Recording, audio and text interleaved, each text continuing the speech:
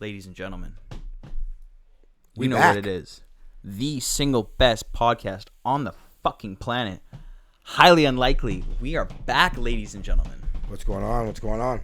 It's your boy Drew with my boy Raj. How you doing? How you doing? Buddy, I'm doing great now that we're back here. It's been It's been a minute. It's been like 6 months pretty much. Yeah, why don't we jump into it? So we took a little hiatus. Unfortunately, my father passed away, and then I also caught COVID, and just wasn't in a good spot mentally, physically. For a while, obviously, and of course, you can't come on here and like fake the funk either, man. Like, you know what I mean? It being so down and, for sure, and man. whatever, right? You know, so definitely a little bit of a rough go, but glad to be back, and also yourself too. Yeah, I mean, my problems are a lot less than your problems. I caught COVID as well. In the hospital? Yeah, I was in the hospital. I was. We can go do it in a second, but like. Sorry, I didn't mean to put that out there like that. No, dude, I don't give a shit. Like, I was in the fucking hospital. Tell everybody your business. No, I was dude, I'm fucking was more concerned about like, it's better. I think it's better that we took a break, like you said, rather than faking it for you. I'm glad they actually took the time to deal with what you need to deal with, and I'm glad that you're back and happy and kicking, and I'm sure all of our fans are too, all four of you guys. Yeah. But yeah, it's good to be back, man, for sure. Yeah, I was in the hospital. I lost like 25 pounds. Your boy almost died. Crazy. It was a little fucked up. So yeah, we had Roger a little worse than I. We had a rough couple months here, so we decided to take a break, and then it was end of summer, and we just wanted to relax for the last month. And yeah, nothing to talk about anyways the last little bit. It's been pretty fucking slow, yeah, so straight up. So. Yeah. Yeah. Also, for those who don't know, since we're just kind of coming back, I feel like it'd be good to do this. This show is just us literally talking shit. Part of the reason we're called Highly Unlikely, one, it's just a sick fucking name. You came up with that. I don't think we've ever told that story. We were in a bar, and who were we? We were about to see Andrew Schultz. Yeah, right before. And Schultz. we were like spitballing with our buddies' names for a podcast because our buddies Noah and Trey, they've been on here. They got one. And Raj came up with Highly Unlikely and like, yo, that's sick. And then I also think it's dope because you're an old ass man, Brown. Facts. Ex-convict. No record, people. Come on. Never caught me. Never been caught. I'm your typical suburban white boy, so it's like a highly unlikely pair, right? For sure. But it's about to be a little less unlikely because I'm about to have one more thing in common with you. What's that? Buddy, I'm losing my fucking hair. I'm on hair loss pills now. Oh, word? Dude, I had to order hair loss pills. They came in this fucking morning. Keeps, or what is that shit we it's always called hear Phoenix on podcasts? in Canada. It doesn't come to fucking... You know those podcasts? Yeah, dude. Is it Keeps that's or the whatever, first thing I looked up. Hims or some shit yeah, like dude. that? Yeah. Dude, I was so depressed. So how do you realize, like, what, you just, like, looked in the mirror, you're like, receding hairline? Or No. you, like, bald spot? Or No, so it's like, it's starting to thin. So, like, even worse, I was at my little brother's wedding. My little brother got married, right? Right. Congrats. And, like, they're religious. And so, like, at the beginning of the ceremony, they, like, bowed their head and, like, said a prayer, right? The nigga's like, damn! Dude, so, like, I'm bent over, and I swear to God, the girl I brought, you know, Brie, she was like, you can't bend down. I'm like, what do you mean? And she's like, you're balding. And I'm like, oh, no. She's like, I don't have a bald spot, but it's getting thin. Now, is it tough for you to hear? For me, it was no big deal. I didn't care. No, the thing is, like, I've known that it was probably going to happen. Well, it happens to everybody. My grandpa's bald as fuck. Like, every guy is going to lose their hair, and it's going to go gray. FYI. You know what I'm saying? Like, there's product. Look, bro. There's product to treat it. Right, so, like, first thing I did, I'm like, okay, I'm ordering this shit, so I didn't give a fuck. I hear Schultz said that he started doing it before he actually lost his hair, and, like, he never lost his hair. Yeah, I'm on the same stuff. Finasteride. Is that what it is? Yeah, it's the same thing. What is this, like, over the counter? Yeah, it's just prescription. You just sign up online. So, what, it's like a pills? Or? Yeah, I don't have them. It literally looks like a little mini Advil, like a half an Advil cut in half. Shit, eh? So what is it, like once a day, twice a day? Yeah, once a day for the rest of my life. For the rest of my life. Weird, eh? Yeah, you have to take it every day, and like it starts to. One thing that's a little bit lame. Apparently, one of the side effects, it affects 1% of people. Your hormonal balance can be off. But apart from that, the most common side effect is it affects your load size.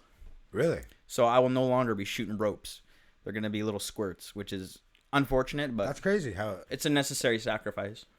Would you be one of those guys that would get like a hair transplant? Pardon? Would you be one of the guys that would get a This hair? is the thing that's stupid. Like, just get on the pill. I feel like it's just laziness. If you need a hair transplant, you're just not taking the pills that are clearly available. See, I'm thinking the pills don't work. Dude, That's what my guess is. I think it's a scam. I don't know if it's true or not. Look at Schultz. He's got beautiful hair. There's like... Yeah, but like some guys just don't go bald. Like I got cousins that are older than me that aren't bald. Yeah, I know. But I'm saying if you are starting to go bald... Are any of your boys going bald? Yeah, my buddy Ashton, who I've been telling... Shout out, Ashton. I know you listen to this fucker. I've been telling him to get on this hair loss stuff forever, and he just is like, no. And I'm like, dude, why are you going to lose your hair? Because the thing with hair transplants, I thought about this. Because I was thinking about like how much it costs. Because it's like... we know somebody that did it. Yeah. I think it was 20 bands. Yeah, dude. Yeah. And so, but I was looking at the pills, and I was like, yo, okay, this is like $50 a month. And it's going to be $50 a month for the rest of my life, right? Like, what's cheaper? And it's like, I worked it out over like 20 years. It's like $2-3 grand more expensive to take the pills. You on that long plan? Yes, I do. We think about this shit, bro. Yo, can I get that 45-year plan, bro? I was thinking about this long term, bro. But the thing I thought about was like, if you go the hair transplant route, it's cheaper, but you have to go through the process of going bald, looking like shit for a long time, and then dealing with the surgery and how much ass that sucks. Because our buddy who did it, that was brutal. Yeah. Don't recommend doing it in the summer. Remember, you have to wear a hat. You had to wear a hat, right? Yeah, he was like a third-degree burn survivor. So if you're gonna do it in like the winter time. Dude, he looked like he got rescued from a burning building, straight up. But yo, whatever. If it makes you feel better, so be it, man. Yeah. Like, luckily for me, don't look that bad shaved head. Like a lot of white guys ain't pulling off that look though. You got like a nice shaped head. Your head's like symmetrical. White boys though, like it's shaved off. heads, man. Yeah, it's not like, you know. You either got to be fat or you look like a rapist. Fat and bald. Yeah, that's sweet. See, if you're fat and bald, it's Sweet, chill. awesome. Because like we all have like a fat bald uncle with a beard. He's chill. But it's either that or you're a rapist. Yeah, there's who no we in all between. make fun of. Like, you know what I'm saying? But it's that or a rapist. You take your pick. The thing though. Well, I am Indian. The thing with the hair transplant too that I was thinking about was like, if you're gonna do a hair transplant, you gotta go for the legit ones. You can't do the fake hair shit. No, you can't go cheap. That's not something you want to go cheap on. It's like plastic surgery. You don't want to go to the cheapest doctor. No, because like I have a buddy who got the cheap one done, and it looks good. Like it looks really well done. He's like, but the problem with it is like you have to go get haircut. You have to go get haircuts, right? Because the rest of your hair will grow while this top stuff won't, right? And so the thing is though, because it's fake, if the person who's cutting your hair goes too short, it's fucked. So like, you have to go to the special hairdresser, and there's still the chance that your whatever $10,000, $5,000 investment gets fucked up because the lady cut your hair too short. Well, luckily it's not something I gotta deal with. Just a razor, bro. Do you bick it? Cheaper, yeah. You bick your whole body. You're a dolphin. For those who don't know, Raj Well, not bick my. No, I trim. I don't bick my whole body. Raj is hairless from his mouth down and above. But Yeah, you got nothing below your eyebrow. I ain't down with the body hair, man. Fuck that shit. Smooth. You should see this man swim in a pool. Okay. So let's get into what's going on. It is Tuesday. It's Wednesday, right? Wednesday, the eve of NFL football. Exactly. Or what is it? The night before? What do you call it? The night before. Yeah, it's Eve. Football Eve. We're gonna call it Football Eve. And so we figured we'd do a good way to ease back into this because we're a little rusty too, is to give you guys a little preview of the football season. Yeah, see who we think's gonna do well and whatnot. Yes, sir. How do you want to do this?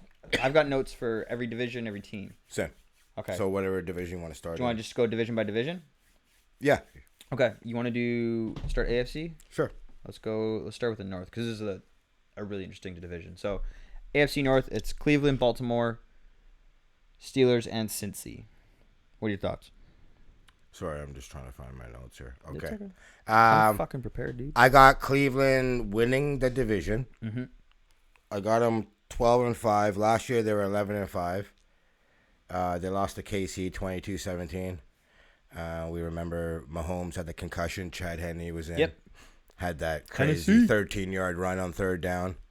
But I really like the Browns. They got one of the top rosters. I think maybe besides Tampa, they might have it maybe even better than KC, but definitely top 3 roster in the league. Top to bottom roster, it's super complete. arguably the best in the league. Stefanski did good. I think just another year in the system with Van Pelt, and Baker is just going to be better. Yep. They got Clowney to team up with Myles Garrett. Now, Clowney's always underwhelming in the sack numbers, but he's great against the run, and I think paired with Myles Garrett. And they also got Malik Jackson, too. So, yeah, no real holes. They filled the secondary. Chubb signed a deal.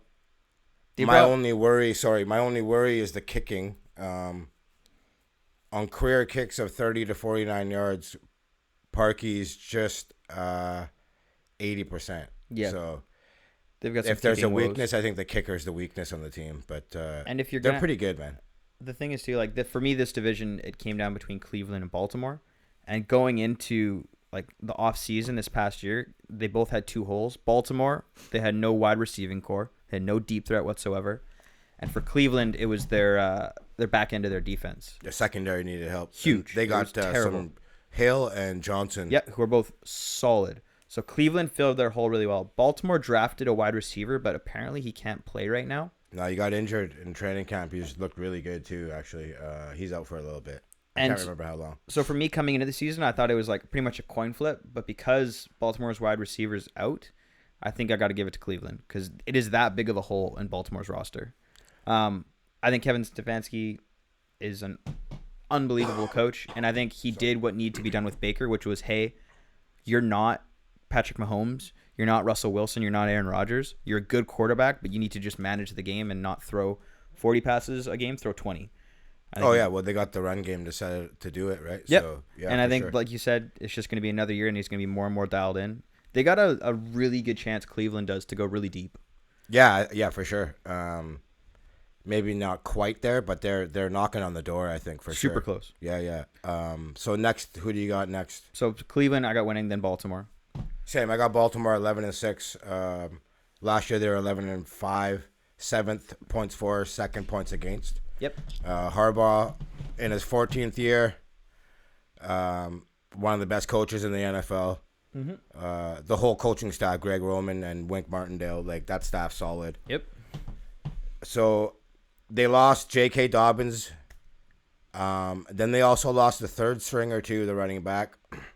I think Le'Veon Bell just signed there. They got Gus the Bus though. I think he's more than capable to fill in. The wide receiver we were talking about, Rashad Bateman out of Minnesota. They got him 27th overall. He had core muscle surgery, so not really sure when he's coming back. Do we know what the specifics are? Like what happened? It was just a run drills or something? Yeah, I don't remember exactly how it was. But this kid's so good. He's really good. He looked unbelievable. Really good. They also got Sammy Watkins, but I'm not really sold on him. He's always injured, right? And then Hollywood Brown. It's going to come down to Lamar throwing the ball. Yep. They're great rushing in the regular season. We all seen it, but come playoff time, it's a different beast. Mm-hmm. I think NFL defenses are going to make you throw the football, for sure. If they know that's your weakness. So when you're playing against the elite coaches who know how to game plan against you, it really changes. The thing with Sammy Watkins is, like, for me, he's not a number 1. He's a number 2. And with their wide receiver draft pick being out, he's going to be forced to do a sole number 1 wide receiver role, and he's just not good enough in my opinion. Yeah, just another year I'm not sold on the passing game. But they also lost Judon and Ngakoue too on the defense, so I don't know if that's going to hurt. But they also got some of the best corners in the league too, Humphreys, Peters, and Young. So. Yep.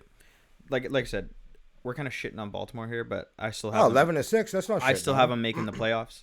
I think they're a really good team that can contend week in, week out with almost anybody in the league. Yo, Lamar's super special. Like, I don't want to discredit him at all. Like, there's only one Lamar in the league. You know what I mean? He gets so much unnecessary hate. He's won, I think it's like 70 or 80% of his games since entering the league. Like, 3 of his, I think, career 7 losses are KC. I think something like that. So. Like, he's a monster. And so as much as Baltimore is kind of getting overshadowed by Cleveland, like, they're still really, really good. I just think he just gets exposed in the playoffs again. Yep. That's always been the issue.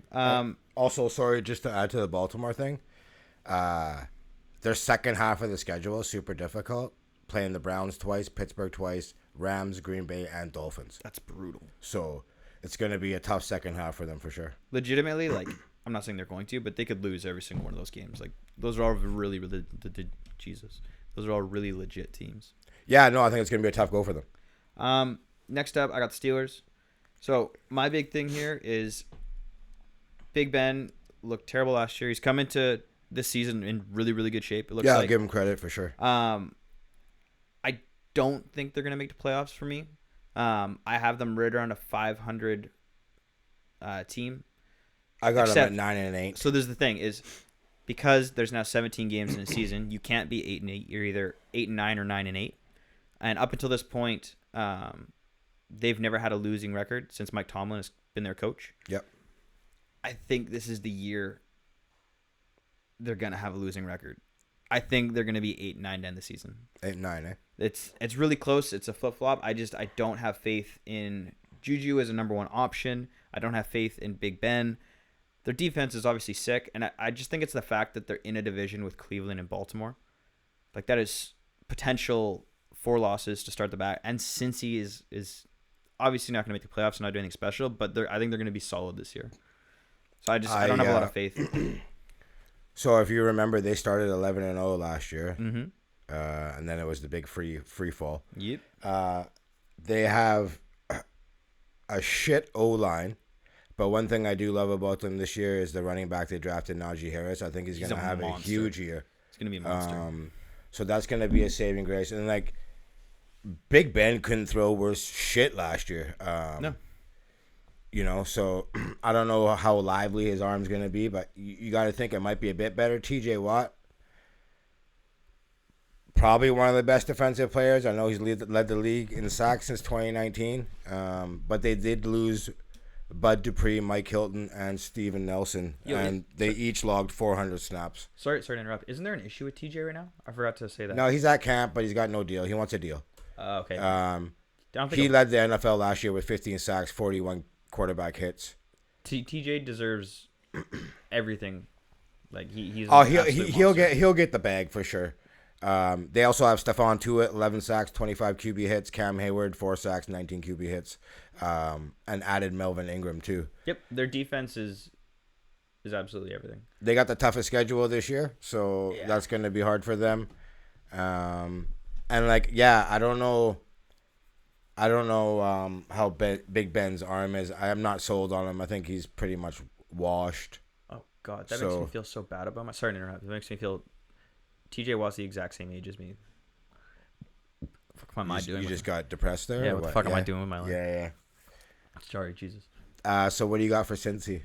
I think the big thing for me was they drafted obviously the big hole last year. Joe Burrow getting smacked around, absolutely pummeled. You got hit 79 times last year.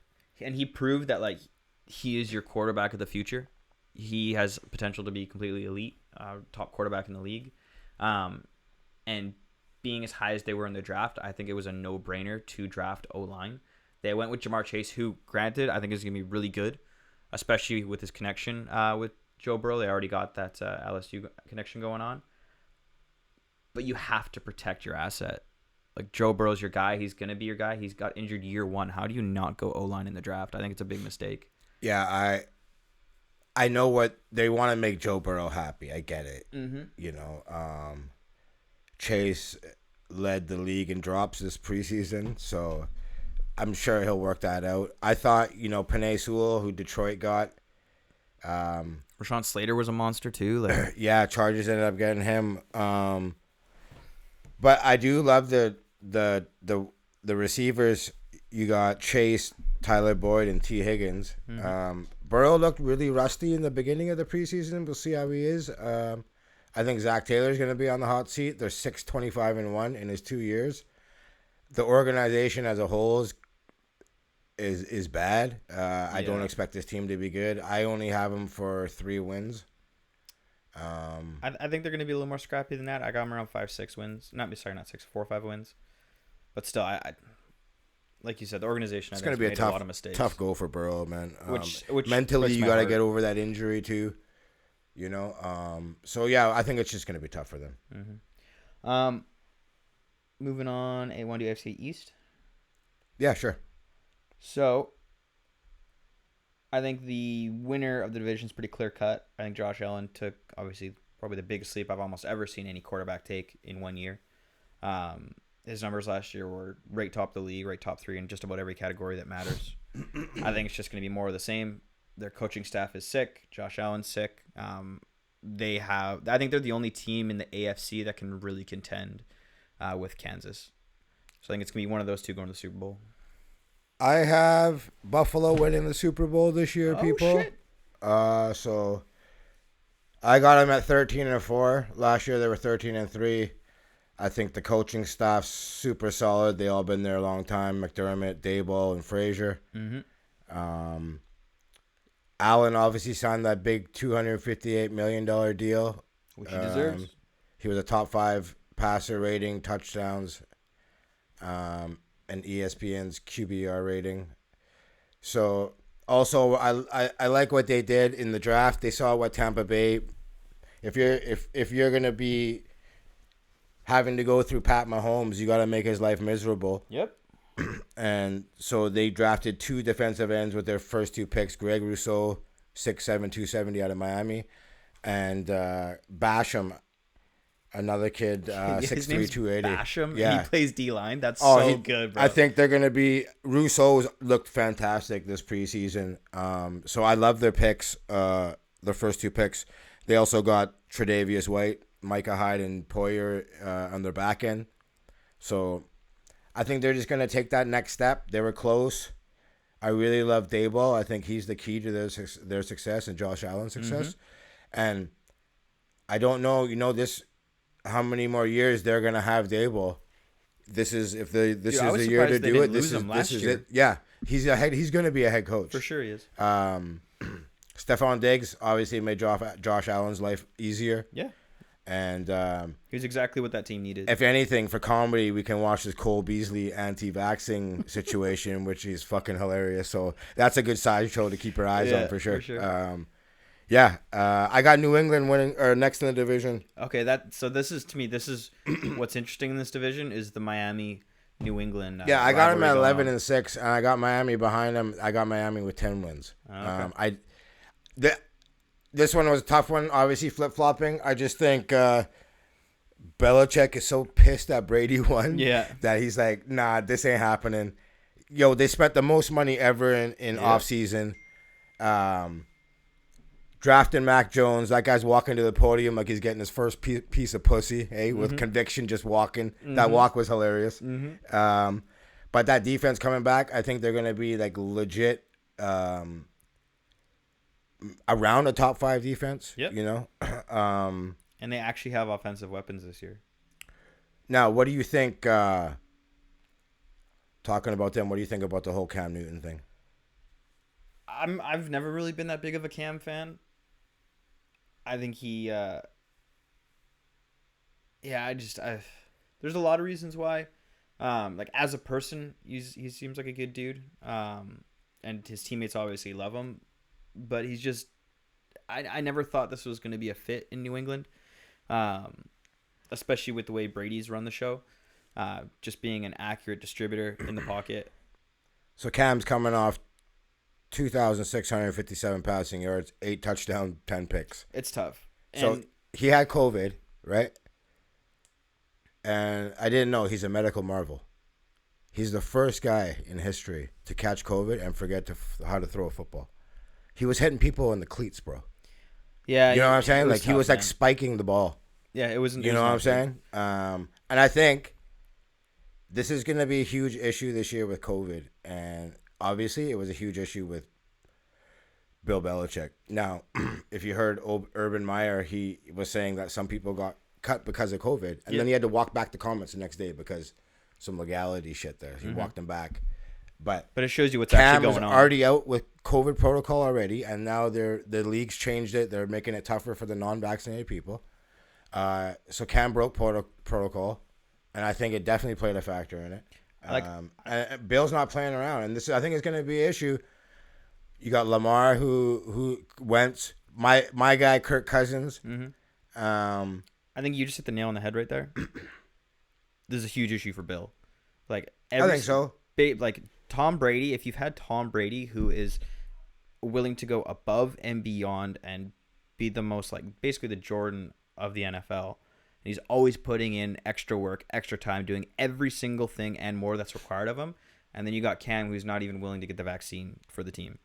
Like as Bill Belichick, right? no, like, I mean? and it's a personal decision. Yeah. But looking at it from Belichick's perspective, it's a touchy situation. I'm sure Belichick was like, "No, get the fuck He's out." not. Yeah, he doesn't want to play around. Yeah, like, exactly. He wants dependability. 100%. And like, Mac Jones was the highest graded out of all the rookie QBs this preseason. And take that for what it's worth. It's preseason. I know he's playing against third stringers. Still, this guy's got excellent touch on the deep ball. Yep. I don't know if I believe the stories out there right now that are being said that Mac was teaching Cam the playbook. I think that's kind of bullshit. But again, I don't know. I'm not in the locker room. Last year, New England had a bottom 5 passing attack, top 10 running. That's why I think they're going to be so good. The O-line will be top 5. I love their running back. Their running back room is so deep they could afford to give away Sony Michel. Damian Harris, I think, is going to have a huge year. And then also Smith, Hunter that they signed, Godshaw, Mills, Aguilar, Bourne, Judon, Kyle Van Noy's back, Hightower's back. So one question mark I will say now, though, that Gilmore's out now for the first 6 weeks. Yeah. They got J.C. Jackson and the McCourty brothers, but that's going to be maybe the only question mark. But they also played 10 of the 17 games against young QBs, and Belichick eats those guys up. So, and a couple of stats that I dug up here too. Everyone's like with the whole Brady and Belichick debate, who's better with who, or on their own or whatever. Bill Belichick had 8 seasons without Brady, only 1 playoff appearance, right? And like I know team matters and whatever. Went to the playoffs 17 times with Brady, right? Bill had 2 10-win seasons without Brady, had 17 10-plus wins with Brady. But like I think Bill's motivated. He's pissed. I don't usually like it when so many players come on a team. Like I think you need time for chemistry and gelling. Yeah. But I think Bill's that good of a coach that he gets them back. So yeah, New England second. And the thing division. with Bill is like the Patriots have always been bad in September. It always takes Bill a little bit of time to adjust, and then they get rolling. I will say this though, I think Bill's given Tom like a top 10 defense 16 out of 16 years. So credit to Bill on that for sure. I don't want to like slight him that way. Nope. And this is the thing is like for me, like you, I was flip flopping between who's gonna come out ahead of Miami, the Pats, and it really comes down to do I have more faith in Bill Belichick or Brian Flores? And you like as much as Brian Flores has proven himself that he's an elite coach, it's Bill Belichick. So I'm gonna give them the nod too. One more thing on the Cam thing. Yep. We all know Boston likes their athletes white too, so it's a win for Boston. I'm pretty sure they're happy. It's a win for Boston. Let's be real, right? All right. If you don't believe me, ask Bill Russell. Okay. He's never been back to Boston, bro. So, but next up we got Miami. Wow, how many wins you got for them? See, I'm just flip flopping with the Pats, man. It's just back and forth. I got them right there around 10, 11. I got 10 too. Same as last year. They got 10 wins last year. Yeah, I think Tua got some unnecessary flack.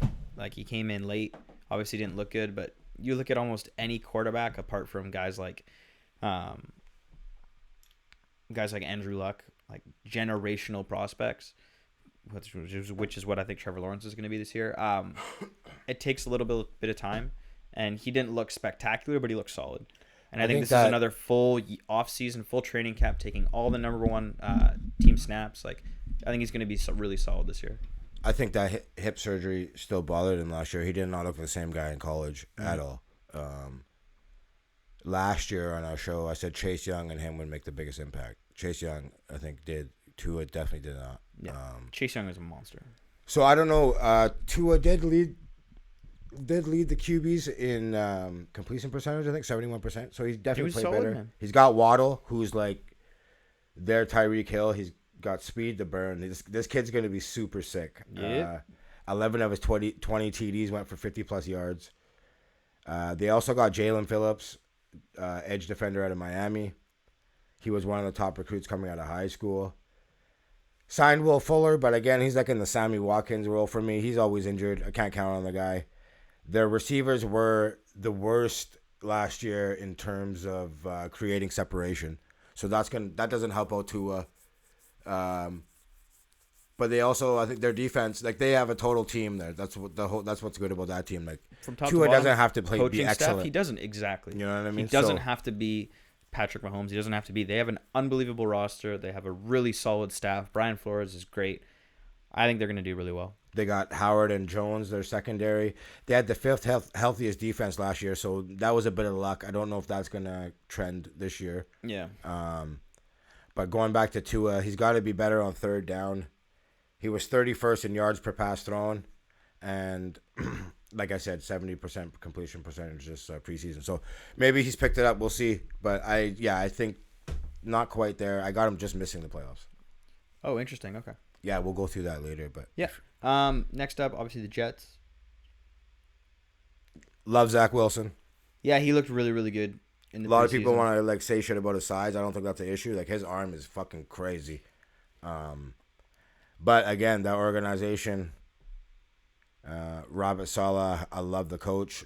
First year OC though with LaFleur. Brand new QB. They revamped just about everything on that roster. It's roster. Gonna take a bit, but I think they got the pieces, but they just got to be patient. I think that's exactly it. I think the first half of the season is gonna be really rough. They have potential to go like 0-8 first half of the season, but I think the back half they're gonna sit around 500, and eke out a couple good wins and go into next season with some momentum. It's just new coach, new QB, bunch of new pieces. It's gonna be hard, but they're gonna be definitely a way better team than they were last year. They had one of the best drafts, I thought. They drafted Elijah Vera Tucker and Elijah Moore, wide receiver, who's looked really good in preseason, and the guard. And they already have Crowder, Mims, Corey Davis. So they definitely got weapons. They lost Carl Lawson in the preseason, which hurt. Also Vinny Curry. So they're thin up front. That might be an issue. But all in all, they got some good players, man. Yep, they do. You know what I mean? Just this year ain't going to be it for them. Nope. But I think that's okay. I mean, we knew going into this year it was going to be it's going to be a learning curve. A building year, right? Yeah, for sure. All right, let's go AFC South. This division is weird. Colts obviously are the best roster, top to bottom. It's just how much faith do you have in Carson Wentz? Yeah. This whole not getting vaccinated thing is tough, and then his surgery that he had in the off season, super close to the season. I hate foot injuries. Yeah, it's. I hate them, man. That being said, it's never a good thing. That being said, I think the roster has too much talent to not win that division. Titans lost a couple pieces over the offseason. I think they're going to be right there, neck and neck. It's kind of a coin flip for me. But I got the Colts winning the division. I got Titans winning the division. Okay. But go ahead and make your case for the Colts. No, I mean, like I said, like top to bottom roster. Last year, I don't have the stats in front of me, but I think they were rated top.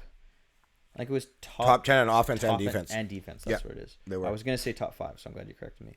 But like I said, apart from maybe KC, Cleveland, and you could argue maybe the Niners, they have top 5 roster in the NFL. Like I said, Carson Wentz is back with Frank Reich. He looked like an MVP when he was. You know, I was always for Wentz. Yo, I think I might be off that train this year, man. I've been like an advocate for that guy for a long time. This might be the year that I gotta let him go, man. Yeah, this entire season rests on Carson Wentz. If Carson Wentz is the Carson Wentz who we hope he was with Frank Reich before, they have potential to be a Super Bowl team. If not, and so far this whole COVID thing and not getting vaccinated and the injury, it's not looking like he's gonna be. Problem with T.Y. Hilton always injured. He got injured again. Kwity Paye, though, 21st overall draft pick, highest graded rookie defender in the preseason. He looked outstanding. And they got Darius Leonard, 130-plus tackles, DeForest Buckner. So they get a lot of pressure with their front four. Don't really blitz at all. But, yeah, I got him second. I got him winning 9 games. Okay, make your case for the Titans winning.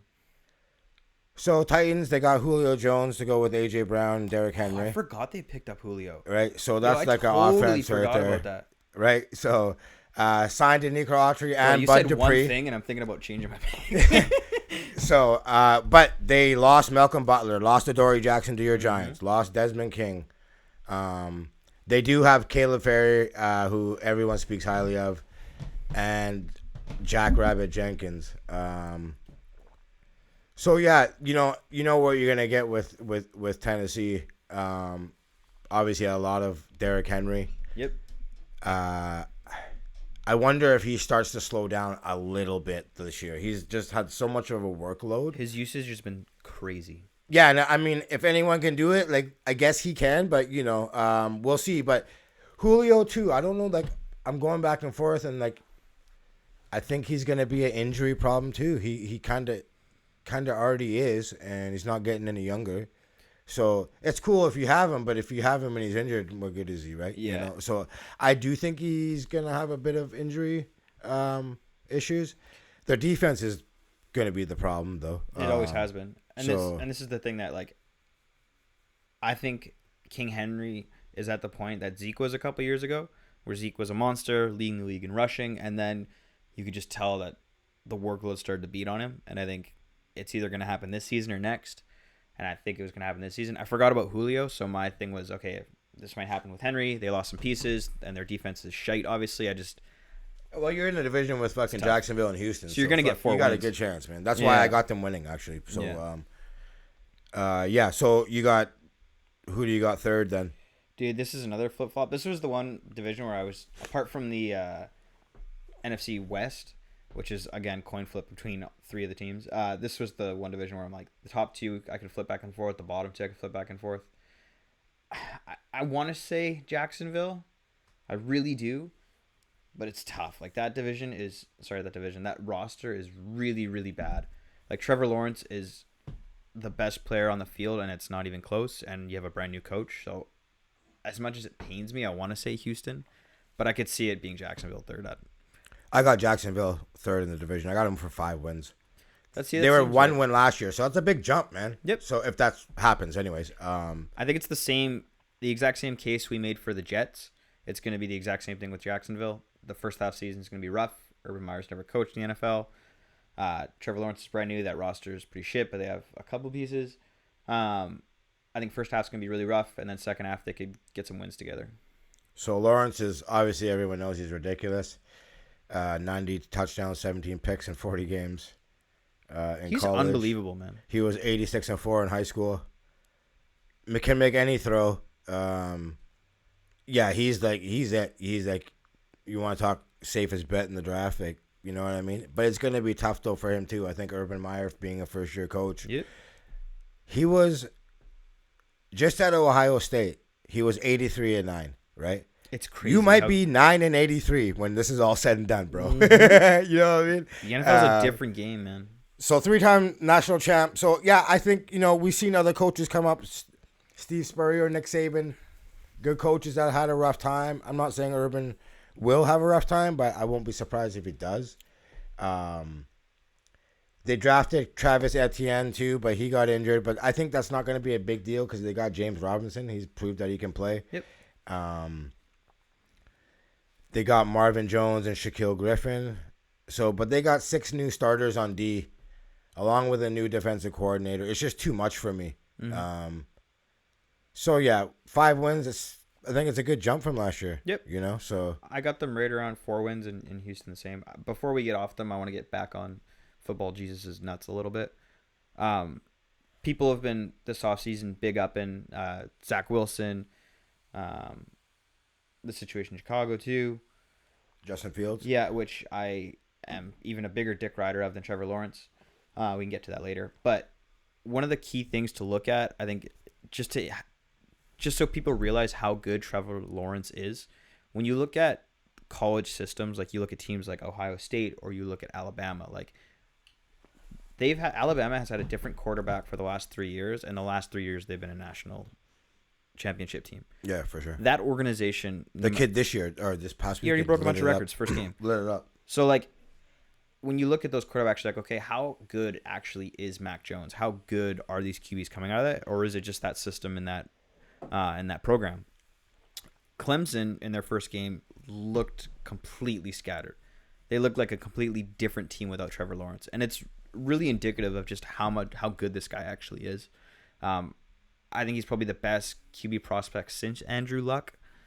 And I For think sure. he's going to make a instant impact and be solid. Speaking of, no, I guess not speaking of solid QB situations, what do you think is going to happen in Houston? Oh, they've already said. Do you think Deshaun's going to play? Oh, no, he's not playing. They've Oh, already they've said. already They said it, named okay. Tyrod Taylor. Really? Deshaun's going to be inactive every week. So he's got a lot of time for more massages.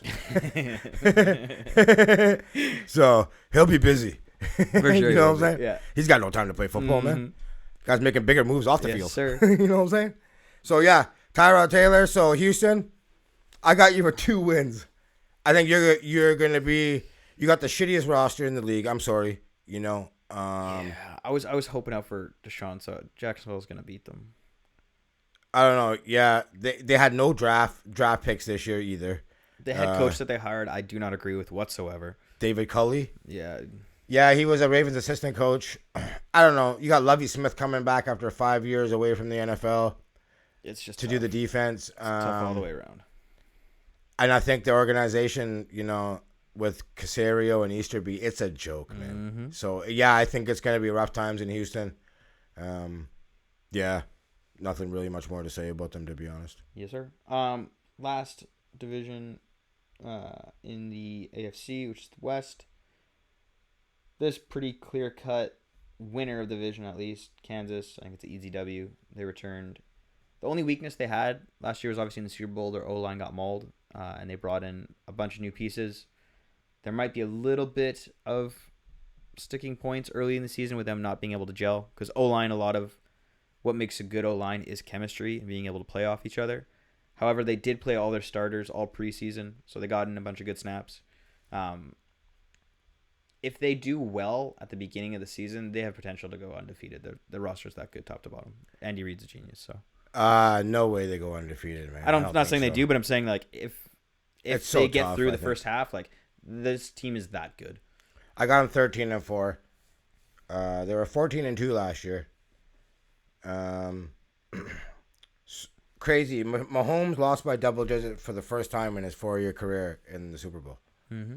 Like, that's fucking retarded. Mm-hmm. You know what I mean? Like, you're always in the game. But to make it back to a Super Bowl, I don't see it this year with them. I just think it takes too much year after year like that. They have a few issues too. Frank Clark, he's arrested on some felony weapons violations, so I don't know what's going to happen there. The D is the biggest question mark, obviously. Yep. But yeah, you got Pat Mahomes, you have Kelsey, you have Tyreek. You're going to be good. You know, not really much more to say. These guys are just like a well-oiled machine. Yep. Yeah, they're just going to be good. They'll obviously make a lot of noise for sure. Who you got next? My sleeper team, Chargers. Okay, good, because this is the team I'm most excited for this year. I think they have a really good year. They make the playoffs. I love Justin Herbert. I love the coach, Brandon Staley. Mm-hmm. And like real talk, thank God Anthony Lynn's gone. Mm-hmm. I believe last year they had 7 one-score losses.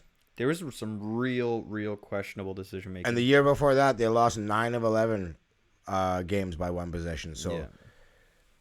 You know, I think that shit's gone. They drafted Slater.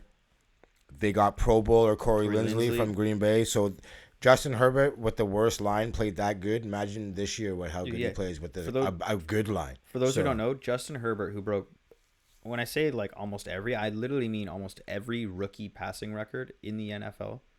And he was playing behind the worst rated O-line in the NFL, and he did this.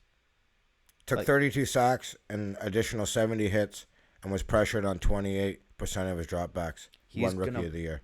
Ball this year. Yeah, I think so too. Ball this year, man. Yeah, they had the worst ranked line by PFF last year, 32nd. Mm-hmm. They also drafted Asante Samuel Jr. Everyone knows his dad who played. Small in stature, but this kid can play. Mm-hmm. I think I really love Derwin James. He just got to stay healthy. Joey Bosa. Their D had the 4th worst injury luck last season, so hopefully that turns around. If that turns around, they're going to be a really good team, I think. But I don't think they will, just because this is the first year where they they've got this really good roster and this stuff going on, new coach. But like next year, they have potential to be like a Super Bowl team. They're that good. I think this year they'll make the playoffs, maybe one and done, maybe get one win and then get bounced. But either way, going from where they were last year, this team's going to be super fun to watch. They're going to be really good. Keenan Allen, Austin Eckler too, who's obviously injured again. But yeah, I think I think they're going to take a big leap this year. Okay. This is interesting, although it doesn't really matter in the grand scheme of things. Who do you got coming next, Raiders or Broncos? Bronx. Really? Their defense is going to be ridiculous. Their defense will be top 5 guaranteed, maybe top 3. It's so sick. Now, problem is Teddy Bridgewater or Drew Lock. So that's the problem. That's my issue, man. So they started Bridgewater. He's Mr. Conservative. Being a Vikings guy, I had him on my team. He just doesn't take enough risks for me, man. Nope. And I know you're going to have run CMC, and maybe you just give him the ball a lot. But their defense is going to carry him. Oh, sorry, yeah. I'm thinking of Carolina last year with them. Yeah. Denver's defense is going to – they got Von Miller back. Yep. They signed Kyle Fuller to add to Patrick Surtain, who they drafted, who's going to – might be like the next Jalen Ramsey. Mm-hmm. They got Bradley Chubb, Kareem Jackson. It goes on and on. It's embarrassment of riches. They drafted Javonte Williams, who's had a crazy preseason out of North Carolina. They got Melvin Gordon too. So only thing I don't really like is Vic Fangio as a head coach. Yep. I think he's on the hot seat too. He could be getting fired, and I don't like Pat Shurmur too much. So him paired with Bridgewater, I don't know. The offense I think is going to be super dull. Yeah, I got them losing, being last place in this division. For those who don't know, Teddy Bridgewater, since 2017, he's been with the Jets, the Saints, the Panthers, and now Broncos. So 5 teams in 4 years. Like, there's a reason he's being let go. As this league has become more and more offensively focused, you got to be able to win shootouts. And I think the defense will keep them in close games, but they just don't have the ability to go toe-to-toe with anyone. Especially when you got Herbert and, sorry to interrupt. Sorry, bro. Patty in Mahomes in that division. I looked up Bridgewater's stats. He averages like 14 touchdowns and 10 picks and 3,500 yards. Yeah, man, it's not good. That's all you're getting out of him. It's not good. And Locke, I know he's erratic. He's got a hose though. Dude, he had 16 touchdowns and 15 picks. So yeah, it's not good. And here's the thing: like all those guys on defense, they got Sutton, Jerry Jeudy, KJ Hamler, Tim Patrick, and Noah Fant too. Like, but again, if Bridgewater can't get him the ball. You know what I mean? What good are they? But yeah, I think like they just have so many good players, but I think the defense is going to carry this team. And are they going to regret not drafting Justin Fields? Is that going to come back to haunt them? They could have drafted him and they decided not to. I don't know if they thought they were going to get Aaron Rodgers or what, but let's see if that bites him in the ass. I'm so excited for Justin. But the team who I think is actually going to beat him and come third is led by none other than Trailer Park Donald Trump. Him and his boy Derek Carr, who I think is probably the most underrated QB in the league. I think the Raiders are going to be third. They're not going to do anything, obviously, but for those who don't know, Derek Carr has a 99 passer rating, and he did that with literally 0 offensive weapons last year. I think his TD ratio was like 36-12. I forget the stat. I saw it and I didn't write it down. Really, really solid. I think he was like around the 11th graded QB or something. Yeah, like he's like just about top 10 in this league. So I have a lot of faith in him. I'm on his nuts, and I just think the Broncos' dysfunction is going to be too much. So I got them coming third. But I have a problem with Gruden. I try to give him like a few chances. We're going into year 4 Dude, now, he can't right? coach. I'm convinced he can't coach. So we got 4 wins, 7 wins, and 8 wins. I got them this year 7 and 10. Yeah. His draft. Gruden's draft. So 2019, Cleveland Farrell. So 3 seasons, he has 6.5 sacks, 42 tackles. 2020, drafted Arnett with the 2nd pick in round 1. He's only started 7 games, giving up almost 80% completion percentage.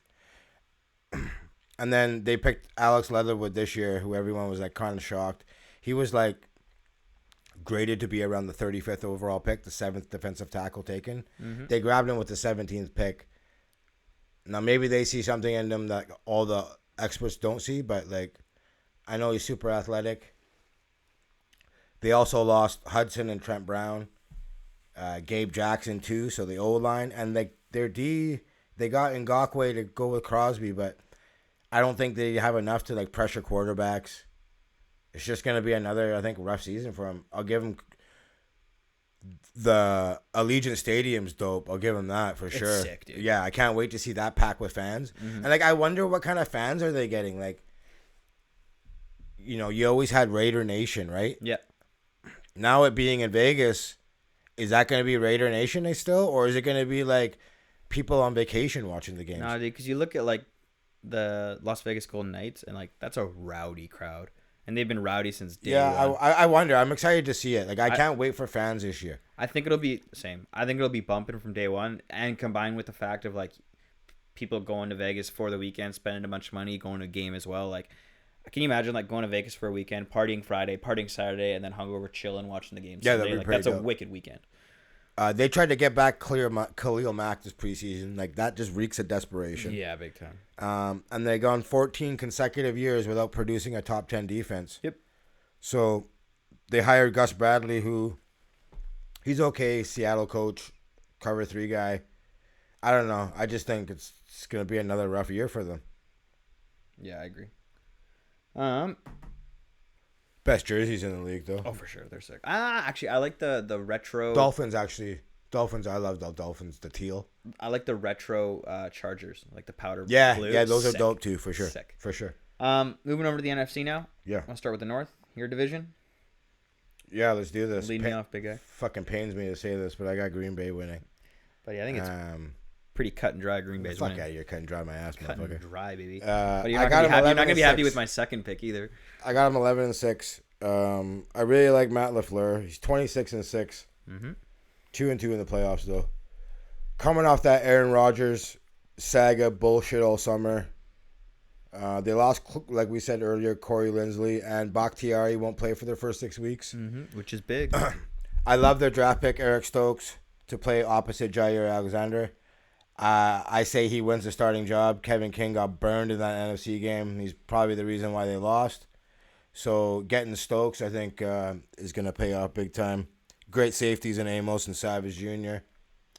And they've made the secondary priority. They've drafted 5 cornerbacks in the first 2 rounds since 2017. We actually saw Jordan Love this preseason. Actually in football pads, like not like last year. I don't think he didn't dress at all last year. I don't think holding the clipboard right. He didn't never put the pads on. Yeah. He didn't. But he looked decent. I didn't think he looked that He looked great. decent. I thought I he think just he looked looked very, decent. very mediocre. You have Devontae Adams. He's number 6 on the NFL top 100, and Rodgers number 3, and Aaron Jones number 30. So Do you they're think a well-oiled Devontae's the machine. best? Sorry to interrupt. That's fine. Do you think Devontae is the best receiver in the league?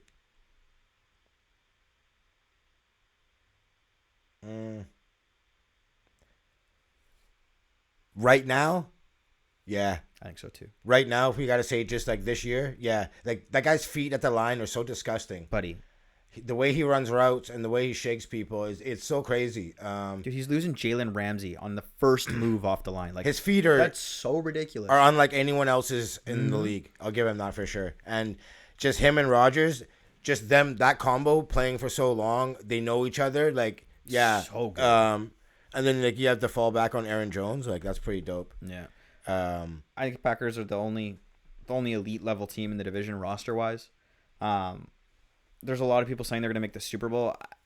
They're an elite level team, but I think all this drama with Rodgers is going to prevent them from going deep. I don't think the team is going to be able to bond chemistry wise when Rodgers is saying, you know, I was 50-50 on retiring and he's trying to do Jeopardy and all this stuff.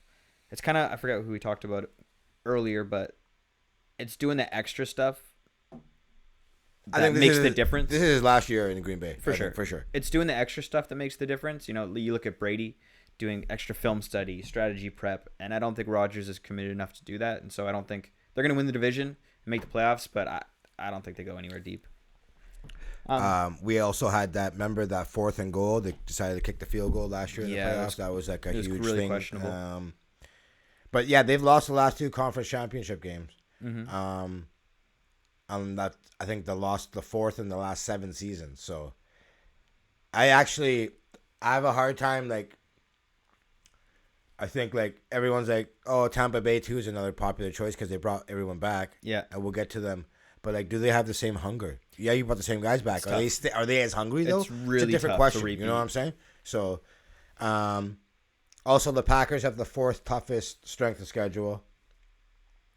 Their pass rush though with Smith brothers, Clark, and Rashawn Gary should be all right.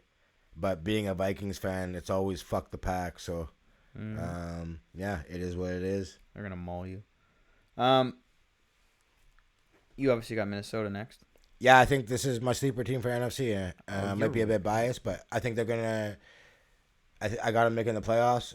The defense, I think, comes back huge. Getting all of our guys back that weren't there last year. Zimmer's in his 8th year. He actually might be on the hot seat too. I think he's on the hot seat. You know, for sure. We had a great draft. We got Darisaw. We got Wyatt Davis. We had the 3rd worst injury luck of any defense last year. We getting, like I said, we got Pierce, Hunter, Dalvin Tomlinson, Sheldon Richardson. So I'm actually pretty excited now. The problem, another question mark is we overhauled the secondary last year and we did it again this year. We got Peterson, Breland, Alexander, and Dantzler. So we'll see how that figures out. But one thing I love about Zimmer, he's a defensive coach. And we finished from 2017 to 19. We finished 1st, 3rd, 4th in defensive efficiency. So last year was 27th, but that was because of the injuries. So clearly he's proven before that he can do it. So and also we got Justin Jefferson, should have won Rookie of the Year. Yeah, he's sick. 1,400 He's sick, man. 1,400 yards, 7 touchdowns. We got Dalvin Cook, 2nd leading rusher last year. Yep, he's a monster. So, but here it is. Like last year, Kirk Cousins is like, if I die, I die. So my quarterback might be dead by the end of the season, bro. We are the least vaccinated team in the league. Really? The whole team could be wiped out, bro. So it could be really good or really bad. You know what I'm saying? And like Kirk Cousins is like, you know, I don't know if I have to walk around with like a plexiglass around me. It's like, or you could take the vaccine. Again, I know each to their own. I don't get it. You know what I'm saying? Yeah. I I guess you're gonna put a whole plexiglass thing around you because that's better. I don't get it. But yeah, I think it's gonna be a real issue this year, and my team is one of them that could get really fucked from it. And like, I know it's frustrating the coach to IL, but for whatever reason, they're hell bent on not doing it, and so we'll see if it bites him in the ass. And I know everyone, including myself, is hard on Kirk, and rightfully so. Last year, he led the NFL in 4th quarter passing above Mahomes, and highest graded red zone quarterback was him too. So some positives, but I think Dalvin Cook's the key. Oh, he's everything. You know, we're gonna run him. Goes through him, and the defense I think bounces back huge. So yeah, I got him second, 10 wins. I don't have him second actually. I think just the whole corona vaccine thing is going to be a shit show. I also have no faith in Kirk Cousins, as most people in the league don't. Yeah, I just don't trust him in any big spots, and I think it's just going to be a gong show of a season for you guys, unfortunately. Yeah, they got a tough schedule too. Yeah, I just don't think it's going to be good. We lost Irv Smith Jr. too, so that hurt big time. Mm-hmm. We have the 5th toughest schedule, so see how it goes. I have Chicago second. No, most of it's going to happen. Most of it is because I'm a big Justin Fields dick rider. But do you think Fields is going to play though? So, before we get into that, I just want to talk about him for a little bit. I want to stroke him off. For I want to stroke him off for a little bit here. Yeah. As much as I talked about like how good Trevor Lawrence is, and like how much of a Trevor difference... Loins. Trevor Loins. I'm already thinking about dick. Totally into it, man. Right into it. As much as I've been all over him, and I explained how good he is, when Justin Fields and Trevor Lawrence played, I thought Justin Fields was a better quarterback. Yeah, for sure. Justin Fields outplayed arguably the best quarterback prospect in 10, 20 years. I think the Broncos not drafting him, they're going to look back on it the same way Chicago looked at drafting Trubisky over Mahomes. I think he's going to be sick. Now, I agree with them starting Andy Dalton. The first game is the Rams. and Sunday that's night? going to be a motherfucker of a game. Did you see the hit that he took in preseason? Knocked that boy's helmet clean off his head. It's like, damn. They have one of the worst O-lines in the league. Dude, it's going to be tough. Yeah, man. Like, but whew. the one thing, the reason why I think this team's going to be not good, but it's going to be The red second rifle? place, is the fact that Justin Fields has both the red rifle and Nick Foles in his QB room to help him get through. Fuck the red rifle. I'm telling you, like, as much as the red rifle he's the red rifle, he's been in the league for a long time. And Nick Foles has been in the league for a long time, and he won a Super Bowl. There's a rule: redheads cannot do well. Yeah, I think so. Fuck red rifle. I think you give Justin Fields, like, the talent that Justin Fields has with the knowledge that Dalton and Foles is going to give him. I think he's going to be sick. The only issue I see with this is looking at Chicago's schedule. There's not like a stretch where they have a bunch of bad teams in a row. The only time they have that is week 2, where they play Cincy and then the Lions back to back, but then it's good teams again. So there's not really a spot in the year where it makes sense to drop him in. So getting him in and getting him rolling is going to be key, and I don't know exactly when that is, but I believe it's going to happen when it does. I think Matt Nagy is a really good coach, even though he's on the hot seat this year. And I think he's going to have to put Justin Fields in because this is his draft pick. This is his guy. And he's going to need to do something when he's on the hot seat.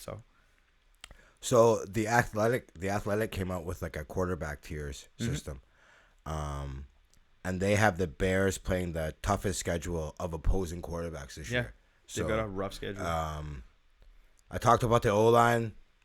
Can't stop a nosebleed. When you got to sign Jason Peters, that's a problem to me. We talked about Kyle Fuller not being there. The secondary is definitely the problem on defense. Roquan Smith had a great year last year, but their defense did take a step back from 2019 last year. I agree. I know you got Mack and Akeem Hicks. Goldman returns after missing all of last season, but yeah, you want to protect Fields. I'm always an advocate of playing the quarterback, but you're gonna have to ease him in here. I don't think Andy Dalton finishes the season by any means. No, not at all. So Fields will play. It's just a matter of when. Yeah. And Nagy for sure on the hot seat. His 4th year, he's 28-20, not a bad record, and I think he's been in the playoffs too the last 3 years. Yeah, he got Mitch Trubisky to the playoffs. But yeah, we'll see how it goes, man. Like, if Nagy's on the hot seat, like everyone think he is, are you really gonna hitch your ride to Andy Dalton? No, nah, not a chance. No fucking chance, man. So, next up, Lions. There's not a lot. The bum ass Lions. There's honestly not a lot to say. They've got Jared Goff and Penei Sewell.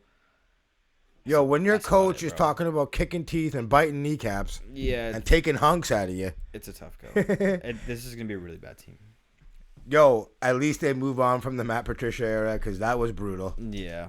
But unfortunately, I think they got another brutal era coming in with Goff and Campbell. Yeah.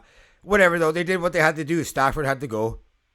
They got 2 first rounds and a 3rd. Drafted Sewell.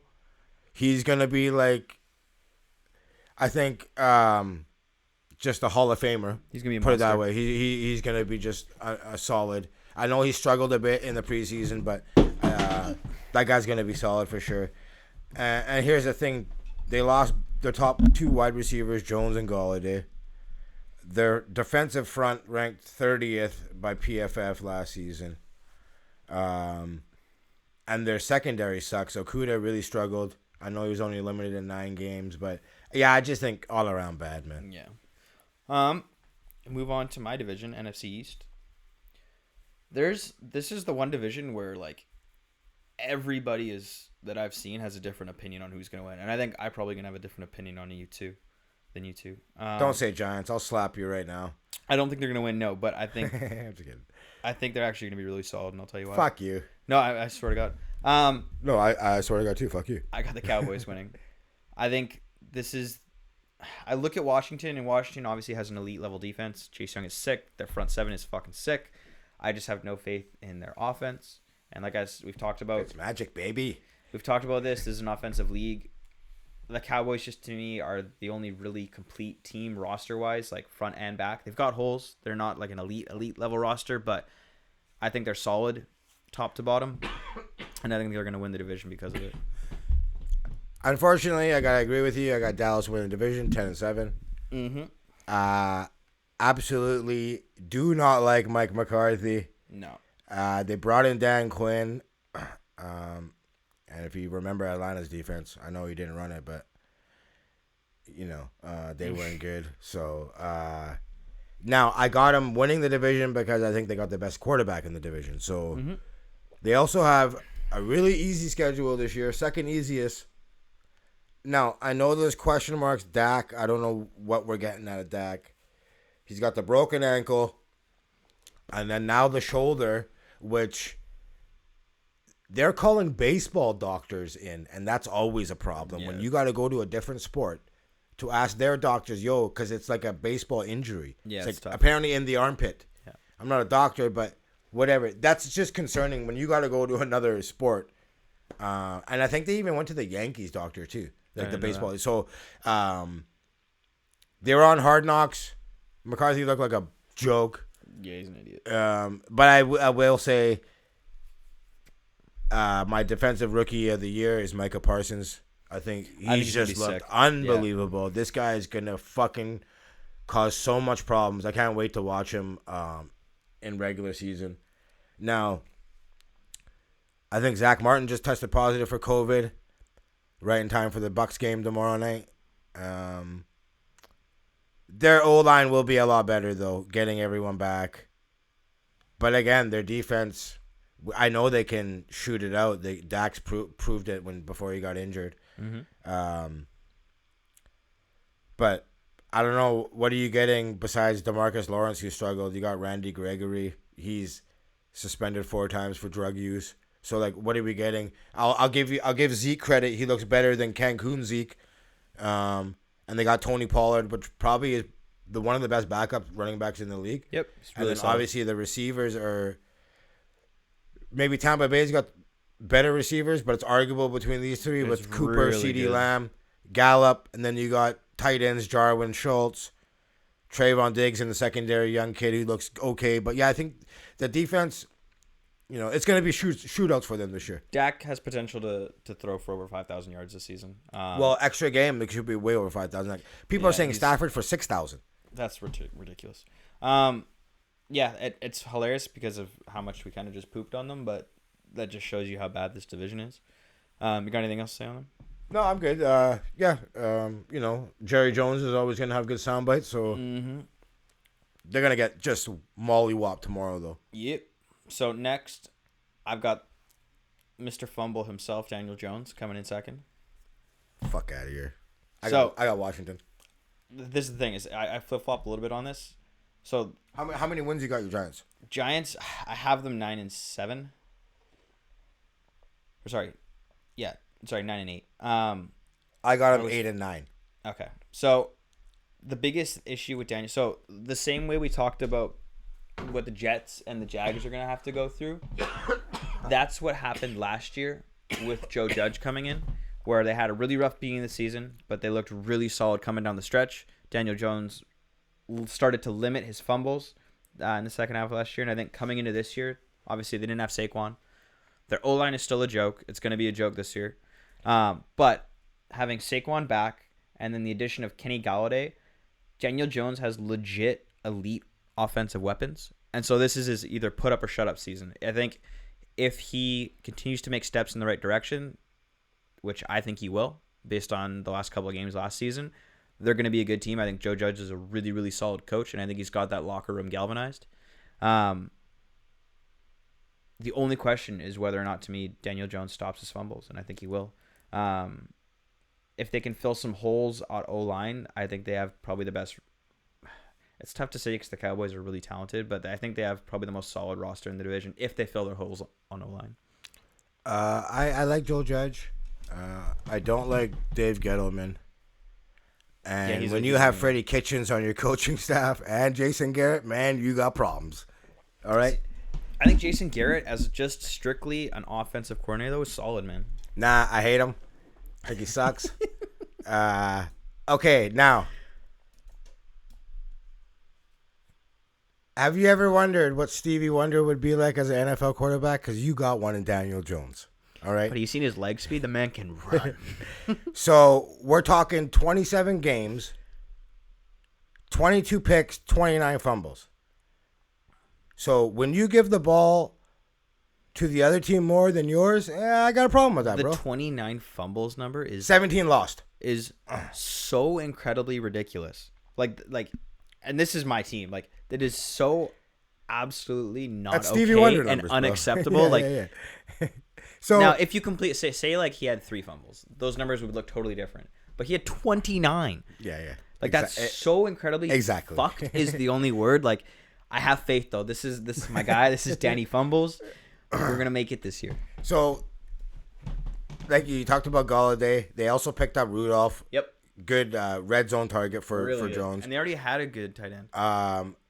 Signed Adoree Jackson, who had injury problems, but they threw $40 million at him anyways, which was a little bit shocking. Drafted Kadarius Toney. He's like a Percy Harvin. But yeah, I don't know, man. Like you said, you got Saquon back, but your O-line is consistently graded by a lot of people as one of the worst in the league, if not the worst. And maybe Saquon, like, I think Pittsburgh, like Najee Harris, can make the O-line look better than it really is. I think that's what it's going to be. Saquon might be able to do that too.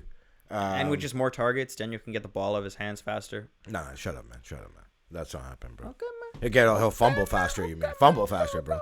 Leonard Williams, he played outstanding last year.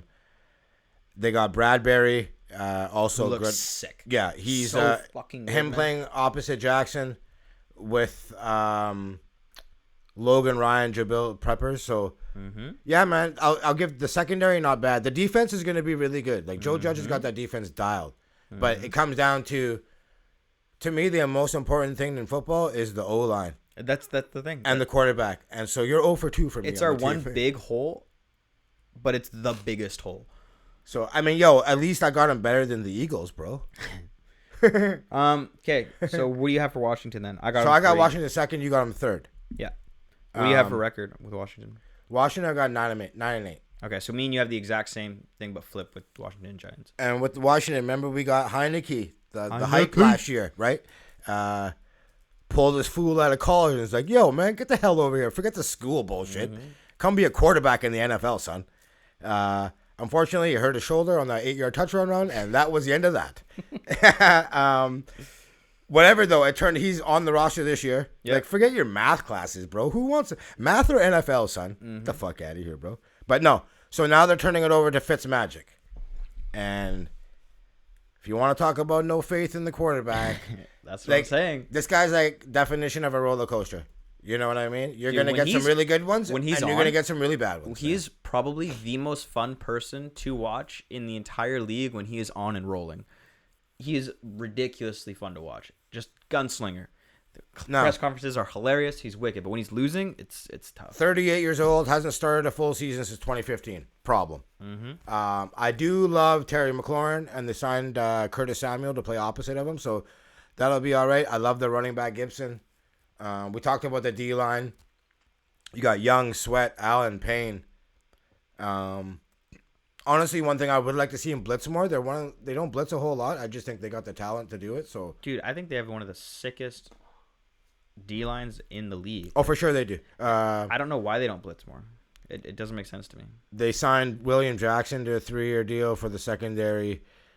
Now, the killer here with these guys, they end the season with 3 road games in 4 weeks, all against NFC East opponents. So that's going to be a make or break for them right there. But yeah, Ron Rivera, I know he's wanting this vaccination shit. He's obviously with the cancer and obviously worried. So I'm not sure if they're like high on vaccination or not. But I remember him talking about he would like more people getting vaccinated. So we'll see, man. Fitzmagic, it just really depends on his consistency. Yep, that's all it is. So, and yeah, they'll go as far as his consistency, I think. Last, both got the Eagles. I think Jalen Hurts legitimately is a legit bright spot. He looked good when he came in. All the stories I've been hearing about him, quizzing his teammates on the playbook, he looks super committed and super dialed in, super mature for a rookie. But I think there's just too much of a gong show. This organization has been a mess. After their Super Bowl, which I have no idea how they got there, it's been a complete gong show, and I think it's going to continue to be a gong show. Like I said, the one bright spot, Jalen Hurts. I think also, like, as much as he's not good, having Joe Flacco, who's a quarterback who is asked to just be a game manager and be smart and make the right decision, I think that's going to really help him grow. Similar to Alex Smith. They picked up Minshew, what I love. Yeah, which I love too. That's my boy. I said I think Minshew gets considerable playing time, whether it's because Hurts gets hurt or pulled, but I think Minshew's going to see considerable playing time this year for that team. But I think it's pretty much full rebuild time for the Eagles. I think they need to dump what they can because they do have some talent, get some picks, and they could probably rebuild around Jalen Hurts if he performs well this season. Obviously, if he doesn't, they're going to have to go a different direction, but I think that's their whole season in a nutshell. Just make sure Jalen Hurts is the guy. Out with Peterson and Wentz, in with Hurts and Sirianni, who I do not like. Mm-hmm. Now, I don't know if you remember this guy's press conference. It was systems. Fuck your systems, all right? One thing, Devontae Smith they drafted, electric wide receiver. He's going to be sick. Really small. There's obviously questions about his size. He was the Heisman winner. 117 receptions, almost 1,900 yards, and 23 touchdowns. Mm-hmm. I think he'll be okay. The rules are kind of always there for the offense, and it's kind of opening up more. Like, I don't think that if this was like 10 years ago, he would have a real problem in the NFL. He gets smoked over the middle. I think he'll be fine. Might a little bit of getting used to, but I think he's just so talented. I don't know. Other than that, man, I think they got one of the easiest schedules, too, this year. They're adding 6 rookies on defense through the draft. But I don't know, man. It's going to be a tough year for them. I don't really see – I like Miles Sanders and Jalen Reagor. I don't know. He was okay. Couldn't stay healthy, though. So, not really a whole lot to talk about, I don't think, man. Mm-hmm. I got them picked for 4 wins. Yeah, they're going to be right around there. Next up, South. I think this is pretty clear-cut winner. Tampa, like you were saying earlier, they brought back every single starter on the roster. I'm pretty sure every single one, right? Yeah, on both sides of the ball, all 22. First time that's ever been done in football. So, like you said, the only thing that is potentially stopping this roster is they just won a Super Bowl. How hungry are all these guys going to be? Tom Brady is obviously the guy. If you want someone to motivate a team, he's probably the best person in the league to do it. I don't have them making the Super Bowl this year. I think they're going to be really, really good and make the conference championship game. But, yeah, that's about it. I got them 13 wins. Now, I know Brady won his 7th ring, but that D was really the key. Mm-hmm. He threw 200 yards against KC. He had the 3-pick game against Green Bay. Yep. And one thing I'll give them credit, they were 7-5 at the bye last year, and then they ripped off all those wins. They changed the offense a bit more tailored to Tom. Yep. He went up to Bruce Arians like, "Yo, man, enough of your bullshit. I won championships. This is how we do it. Let me do it." And then like they even got a little bit better, signing Giovanni Bernard, who's going to be really good, I think, on third down, catching balls out of the backfield. Yep. They also added some D-line pieces too that I think are good. Now, repeating as champs, though, I don't see it. I like I told you earlier, I picked Buffalo. It's so hard to repeat, man. I think only 7 teams have done it, and Pittsburgh did it twice. Yep. Tom's was one of them, obviously. Of course he was, right? Probably the best O-line in the NFL, or right up there. Yep. Todd Bowles, probably the best defensive coordinator. He got paid this offseason. He's obviously going to be the next head coach in waiting. They did have the second best injury luck, so if that changes, they're so stacked though. Like the wide receivers, like it just goes on and on with these guys. And this is the thing too. Like as much as Tampa was a shit show before Tom got there, the one thing they were good at was drafting, and so like their roster, top to bottom, is so deep.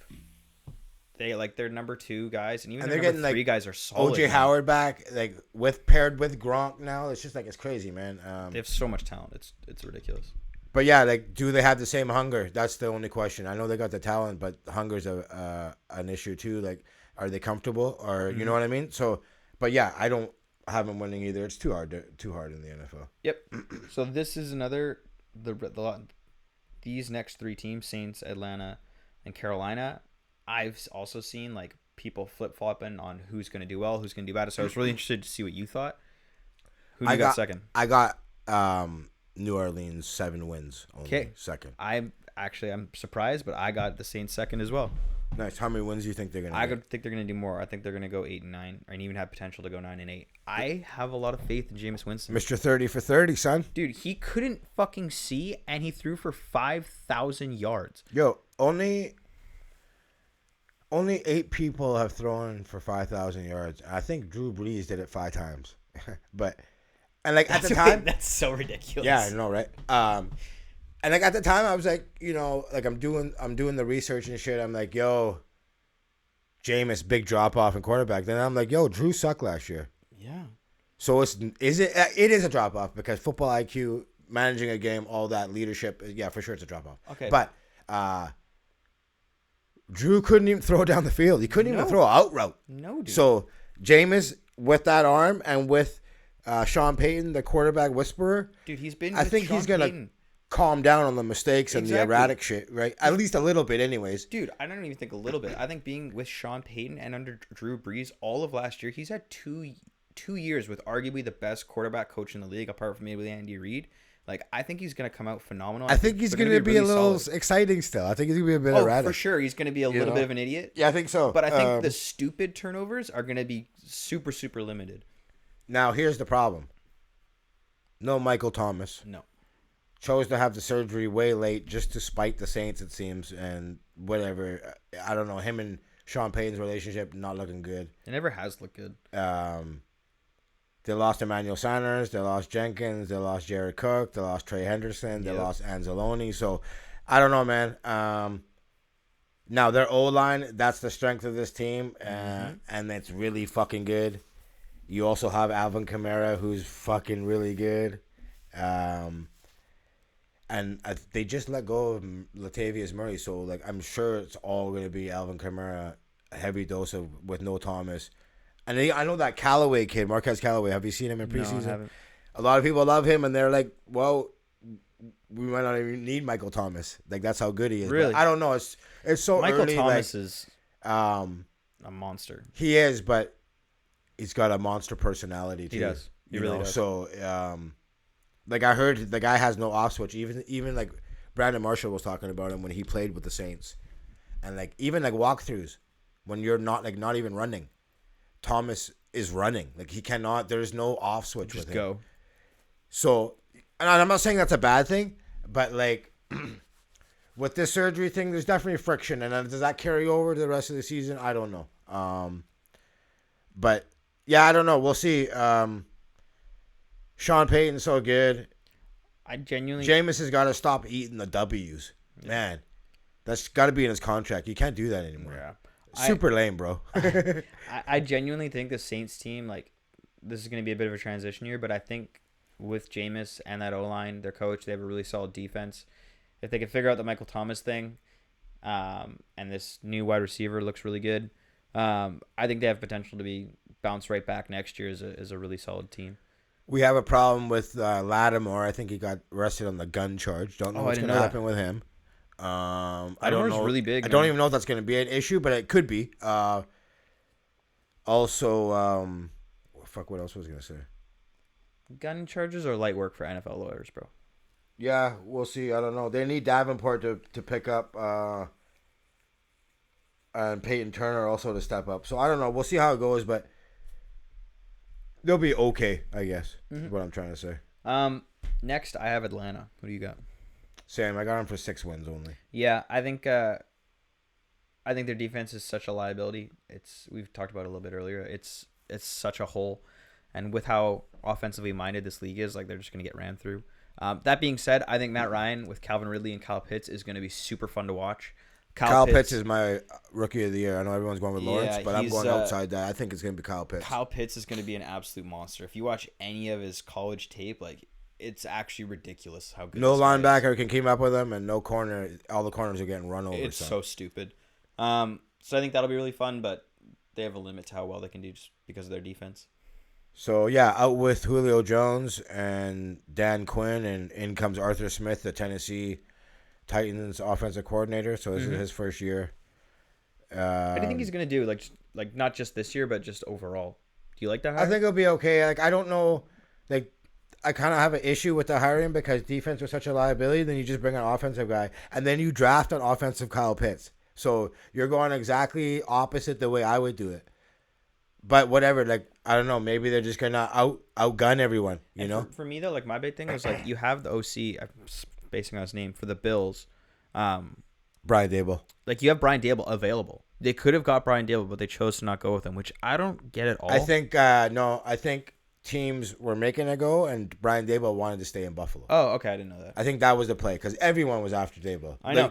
Josh Allen couldn't hit a side of a barn, and now he's playing ridiculous. Yeah. Everyone was calling that He guy. looks so good. Trust, right? You know.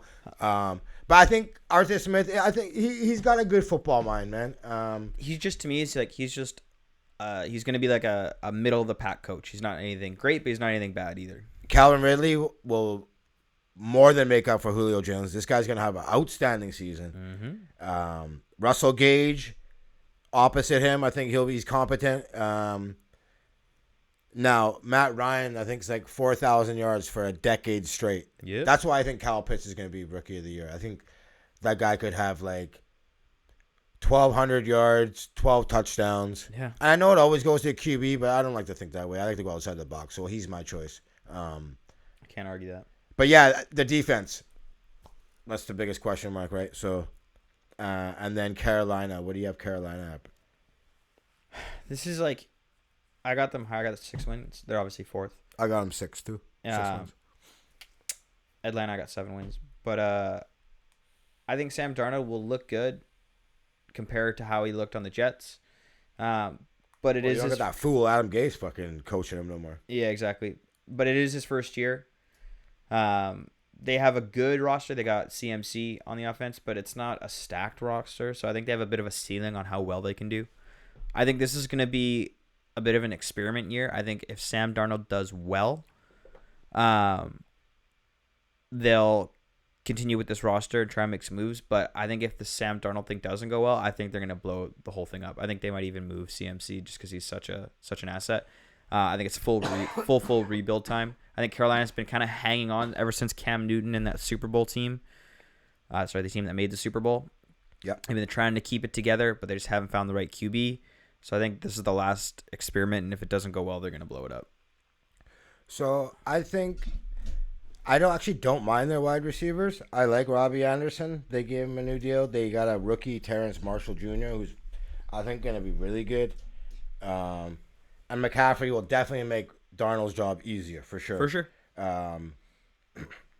Now, they drafted J.C. Horn, which was a huge surprise.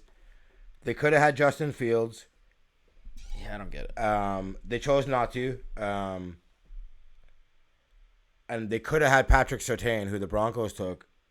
And he's just going to be so awesome. So we'll see how that works out. I'm not saying it's a bad pick. I like J.C. Horn. I think it's a solid pick, but as much as you heard me, I would have taken Surtain. Dude, Justin Fields. Or Justin Fields. Justin Fields all day long, man. But if Darnold's only 23, so it's not like he's an old guy. And obviously they're really sold on Darnold. So that's why I guess obviously didn't go that route. But again, we'll see if that's going to come back to burn them. I really like the young guys, Brian Burns and Jeremy Chin. They signed Hassan Reddick, who had a big year with the Cardinals. Can he replicate it, though? I don't know. So, yeah, I don't know. It's going to be a learning year for Darnold and the Panthers. Moving to the West, this is the by far Fuck, I had a tough time with this best, dude. This is the best division in football, and it is the hardest to predict. I have 3 teams out of this division making the playoffs. So do I. There's 3 teams who are likely like have a really good chance of winning the division, and even the fourth, the Cards, like actually has a sleeper chance at winning. Like I'm not sold on the Cards. I'm like not either, you. but I'm saying like if the Cardinals were like in another division, they could win it. Like they're that good. But it's obviously between the Rams, Niners, and Seahawks. So who do you got winning? Fuck, I really struggle with this one. I got the Rams and the Seahawks with the same record, but I got the Rams ahead because they win 2 out of the 3 with Seattle. Yeah, That's I got the how Rams winning too. That's how I came down to it. But fuck, it was hard, man. So Rams came in with the number 1 points against defense, 22nd points for McVay, 5th year. And like what he does with all his coaches getting poached year after year, I think is pretty special. Mm-hmm. Now we all know he couldn't stand Goff. They lost to the Packers. Obviously, Goff was 174 yards. Aaron Donald got hurt. Yep. Didn't play, I think, the second half. Yeah. Now, Stafford, obviously a big upgrade. Yep. So Stafford graded in the 73rd percentile of qualifying quarterbacks when under pressure last year. Goff finished in the 14th percentile. Mm-hmm. So Goff had something mental go wrong. Like he had a switch. I think after that Super Bowl loss, he just has not looked the same ever since. he also broke his thumb or something last year, remember? Or whatever it was. Forgot about that. Wolford was playing against Seattle, and then Goff yeah. came in. Remember that? So Yeah, he was hurt. That. I can't remember, broken thumb or broken something. Anyways, Either way, to me, like you're saying, being the 14th percentile, like when he was under pressure, he did not look good. He did not make good decisions at all. Definitely not. Now they've mortgaged the whole future for right now. Yeah. They no first round draft picks. I don't know, forever. They lost Cam Akers, which is huge. Mm-hmm. Now they signed Deshaun Jackson. Okay, he's the deep threat. Coop and Woods are great wide receivers. Mm-hmm. Van Jefferson, who played pretty good in the playoffs last year, Mm-hmm. and Tutu Atwell. Now they're thin in the secondary. Cleveland got a couple of their guys, Johnson and Hill. We talked about. Now you got Aaron Donald. You got Jalen Ramsey. Another question mark I have though. You lost Brandon Staley, your defensive coordinator. Mm-hmm. He's coaching the Chargers. How is that going to be? They brought in Raheem Morris. So I want to see how that translates. They brought back Leonard Floyd. We'll see how it goes, but they have no depth. So a couple key guys get injured. That's it. It could be an issue. But if they they stay healthy, man, look out. They're going to be fucking good. I just want to address one thing about Stafford because I've seen a lot of stuff lately where some people are saying that Matt Stafford is going to be the savior of the Rams. He's going to go he's going to go absolutely off. You're saying 6,000 yards someone predicted, which is not going to happen. The thing I love about Stafford coming in is Stafford doesn't need to be the savior of the Rams. They have the savior, and that's Sean McVay. All they need from Matt Stafford is to make good decisions. Good decisions at every single point in the game in situational football, and Matt Stafford can do that. Plus, he's more consistent than Jared Goff. Plus, he's more experienced. Also, he's more athletic. Like, I think this is the perfect thing that the Rams needed, and they're my pick for Super Bowl winner. Oh, you got Rams winning? Yeah, Super Bowl? I think they're gonna be. Nice. I think they're gonna be unbelievable this year. That's about it. But next, who do you got?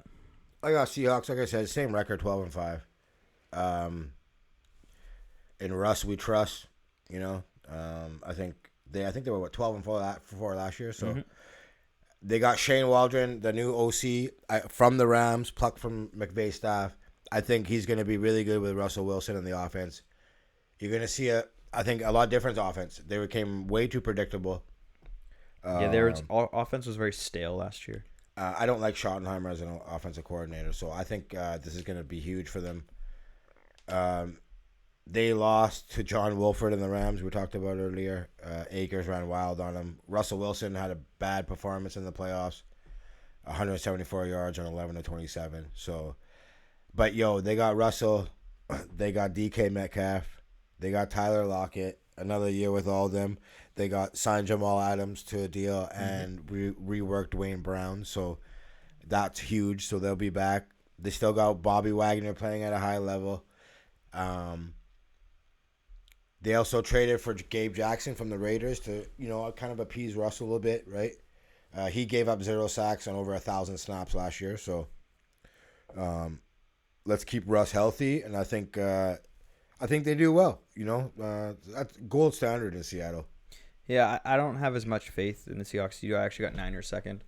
The biggest issue with Seattle last year was their stale offense. Also, their O-line wasn't great. And never has been. Kind of addressed it, but not really. Russell Wilson has been the best QB in the division, arguably even the league. He's so good. But I think if Russell's going to beat the Niners, who were the most injured team last year, they have a stacked roster. The Rams, you already know, I think are going to win the Super Bowl.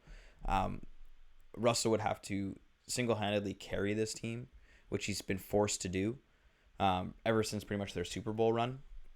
Yes, they have some nice pieces at wide receiver, but it doesn't matter when you're running for your life the entire time. Plus, their running game is meh. So I don't know. I don't see them out competing with the Rams and Niners, especially a healthy Niners.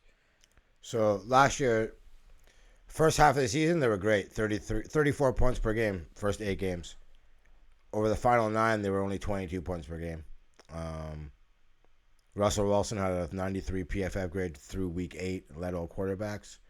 And the Seahawks 6.3 yards per play, only behind Kansas City. So they were really operating not bad. Then it came to a crash. Mm-hmm. But unlike you, I like their running backs. I like Chris Carson, Penny, and DJ Dallas. They just got to stay healthy. But I do love that depth. My question mark with this team is the secondary. Don't know what they're going to do there. That's a really huge question mark, too. So, I don't know. We'll see what happens. They lost Shaquille Griffin and Quentin Dunbar. So, but like I said, in Russ we trust. So, I think I got San Fran 1 win less than them. All 3 of those teams, Rams, Seahawks, and Niners, it all depends on health. I think whatever one of the 3 stays the healthiest all the way through is going to win the division. They're all that good.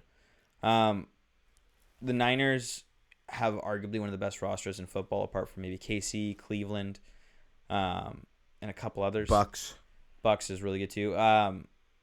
They were so injured last year. Obviously, the big question going into the season is Trey Lance versus Jimmy Garoppolo. I trust Kyle Shanahan's going to make the right decision. I think not starting Trey Lance is smart. I think they're going to rattle off a bunch of wins, and I think Trey Lance maybe comes in late in the season. Him coming in late in the season, if he does, it's going to be hard for them to go anywhere deep in the playoffs, just lack of experience-wise. But I think if they do this properly, they're going to be set up basically for the next 10 years. I think Trey Lance looks that good. He's that talented. He's just a little raw. I have Trey Lance as the highest ceiling out of any of the quarterbacks, not named Trevor Lawrence in the draft. I think he's going to be outstanding. He looks super rough. Mm-hmm. Understandable. The guy didn't play last year. He also had the most drops by his wide receivers out of anybody in the preseason. Yep. So he's good. I think he's going to be really good. I see him a lot of goal line packages. He's going to be running them in or something like that just to get his ears wet. But I'm going against everyone else's opinion. I think Garoppolo stays healthy this season and has a good season. And for that reason, Trey Lance, I think, sits the whole year. Oh, you think so? Yeah. Okay. I think Garoppolo plays well. Now,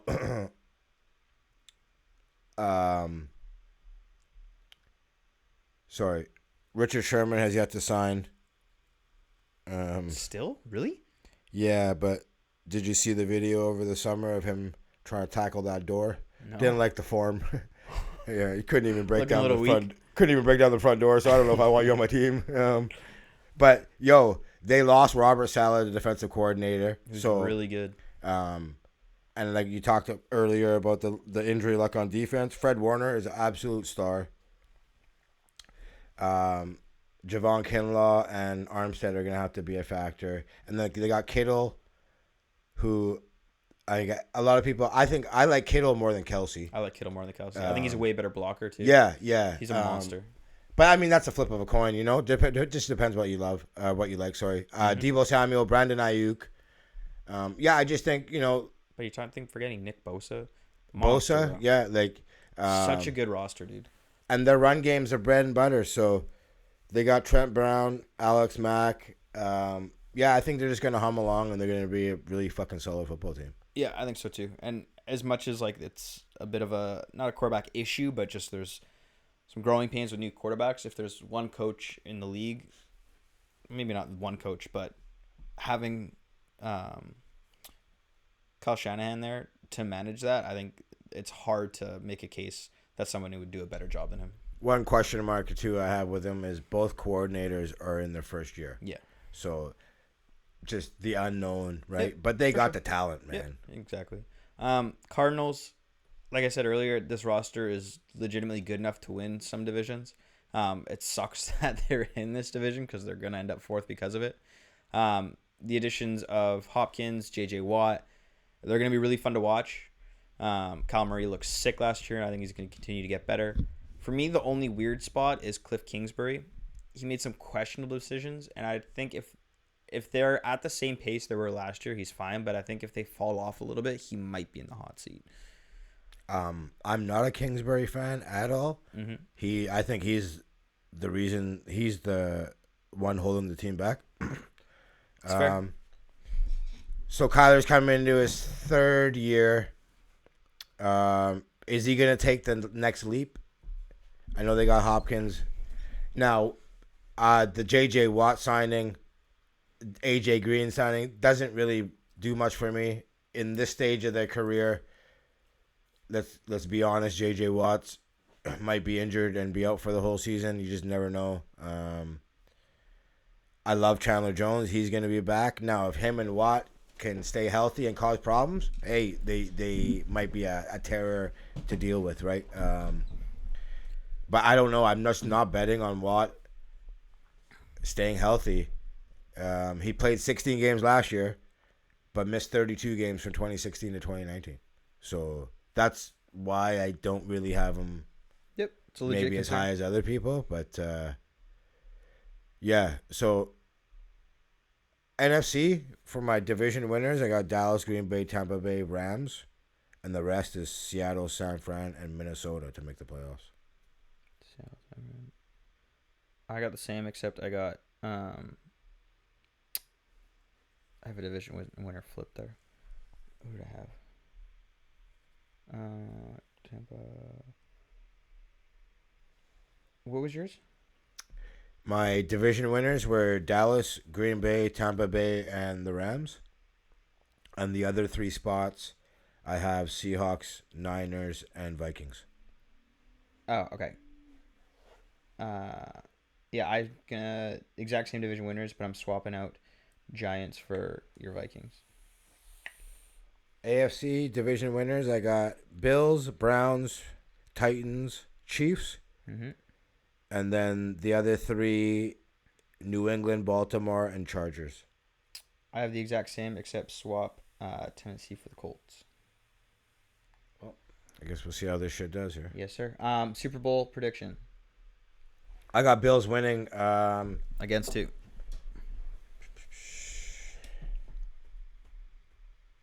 I'll say Tampa Bay. Interesting. Okay. They make it back, but don't win it. I got Rams beating KC.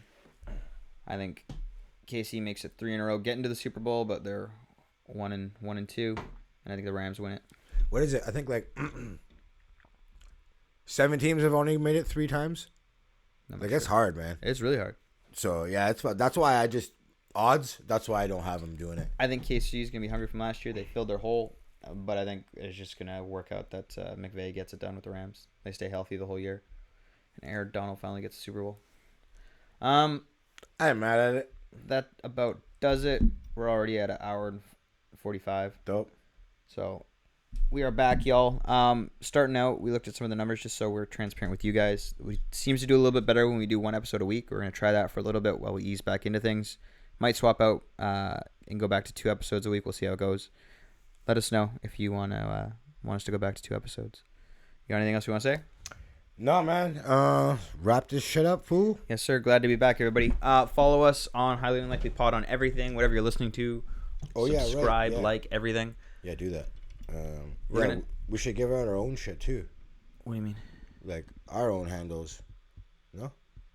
I don't know if I want to be associated with this. My professional career might take a hit. Professional my ass. Yeah, Luckily, I don't have a career, so nothing to worry about. Give your boy a follow. Yeah. All right, peace. We'll see you guys next week.